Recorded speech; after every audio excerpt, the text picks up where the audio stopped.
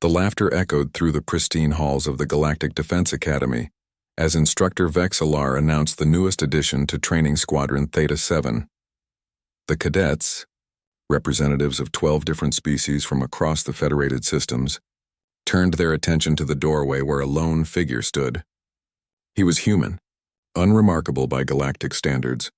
No chitness armor like the Kreth warriors, no towering stature like the Goliath-descended titans, no telepathic prowess like the Mindari elites. Just a man of average height, perhaps in his early 30s by human reckoning, with gray-flecked hair and eyes that seemed too old for his face. "This is Recruit Marcus Chen," Vexillar announced, his translator rendering his clicks and whistles into standard galactic common. "He will be integrated into your unit for advanced combat training." The laughter intensified. Cathara, a Kreth female whose carapace bore the deep purple hues of noble lineage, chittered loudly. "Instructor, surely this is an error. Humans only joined the Federation 3 cycles ago. They have no military tradition, no warrior culture. How can one of them possibly keep pace with us?" Others joined in the mockery. The human military was a joke among the galactic community. Primitive projectile weapons, crude chemical propulsion, conflicts fought over patches of dirt on a single world. What could such a species possibly offer to an academy that trained the defenders of 1,000 worlds? Marcus Chen said nothing. He simply moved to his assigned station, his movements economical and precise. Something about the way he carried himself made Vexillar's sensory organs tingle with recognition. But the instructor said nothing. Let the cadets learn. The first week was brutal by design. Squadron Theta-7 was an elite unit, and the training reflected that reality. Zero-gravity combat simulations, multi-environment survival exercises, strategic analysis under time compression. The cadets pushed themselves to their biological limits, each trying to outperform the others. Marcus Chen kept pace. Barely. He wasn't the fastest, wasn't the strongest, wasn't the most technically proficient, but he never quit. When Cathara completed the obstacle course in record time, Chen finished it. Last, but he finished it. When the Mindari cadet Thesseron solved the tactical scenarios with telepathic speed, Chen solved them too. Slower, but with methodical precision. "He's dead weight," Cathara declared during mess period at the end of the first week. "He's holding back the entire squadron." "Agreed," rumbled Gorthak, a massive titan whose species had never lost a war. "The human lacks the breeding for warfare. His people fought with chemical explosives and metal bullets while we mastered plasma and quantum weaponry. What could he possibly teach us?" Marcus Chen sat alone at the corner table, eating his rations in silence. If he heard the mockery, he gave no sign. It was Thesseron who first noticed something odd. As a Mindari, his telepathic abilities were carefully controlled, limited to surface emotions rather than deep thoughts. Federation law was strict about mental privacy, but even surface readings should have given him something. Yet when he brushed against Chen's mind, he felt only a vast cold stillness, like staring into deep space. "There's something wrong with the human," Thesseron mentioned to Cathara during the second week. "His mind. It's different. Disciplined in a way I've never encountered." Cathara dismissed the concern with a wave of her blade arm. "He's probably just simple-minded, limited cognitive capacity." But the incidents began to accumulate. During a live fire exercise, when a weapons malfunction caused a plasma coil to overload, it was Chen who moved first, pushing 2 cadets clear and containing the breach with his bare hands, suffering severe burns in the process. He was in the medical bay for 6 hours, then returned to training. During a tactical simulation meant to be unwinnable, a test of decision-making under impossible odds, Chen was the only cadet who didn't try to win.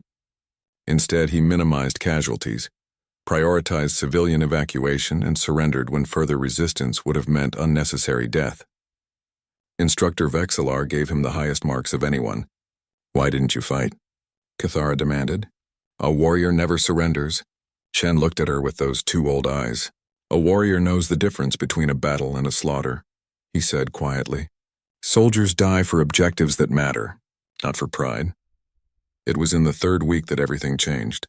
Squadron Theta-7 was scheduled for integrated combat exercises with Squadron Alpha-3, the Academy's top-rated unit. But before the exercise began, a security alert locked down the Academy. An actual threat, Raiders from the contested zones had penetrated the outer system. The cadets were ordered to their barracks for safety, but as they filed toward the secure areas, weapons fire erupted in the eastern corridor. Somehow a Raider strike team had made it inside the academy itself. Chaos erupted. Cadets scattered, some freezing in panic, others reaching for weapons they didn't have. Instructor Vexalar took a plasma bolt to his thorax and went down hard. Marcus Chen moved. There was no hesitation, no fear, no wasted motion. He grabbed Vexalar's sidearm from its holster as he rolled the instructor behind cover. 2 shots, 2 Raiders down. He spoke in clipped, commanding tones. Cathara, grab that rifle. Thesseron, I need you scanning for hostiles. Gorthek, you're on me, moving. The cadets, trained to follow orders in crisis, obeyed without thinking. Chen moved through the corridors like water, always in the right position, never exposing himself unnecessarily. He read angles and cover with instinctive precision. When Raiders appeared, he was already aiming. When they flanked, he'd already repositioned. In 7 minutes, it was over. 5 Raiders neutralized, 0 cadet casualties, and Vexalar stabilized. Academy security arrived to find Marcus Chen calmly securing the area, his face spattered with alien blood, his eyes cold and clear. Later in the aftermath, Cathara accessed something she should have read weeks ago. Marcus Chen's full service record. She'd assumed it would be blank or nearly so. Humans were new to the Federation, after all. Instead, she found herself staring at a file that made her hands tremble. Marcus Chen, Sergeant Earth Armed Forces, veteran of the Resource Wars, the collapse, the final siege of Beijing, the Antarctic holdout. 23 years of continuous combat, 347 confirmed operations. Sole survivor of his last unit. Earth's last war hadn't been a minor conflict. It had been a global apocalypse that reduced human population by half and left entire continents uninhabitable. Humanity had fought itself with nuclear fire, biological horrors, and desperate savagery.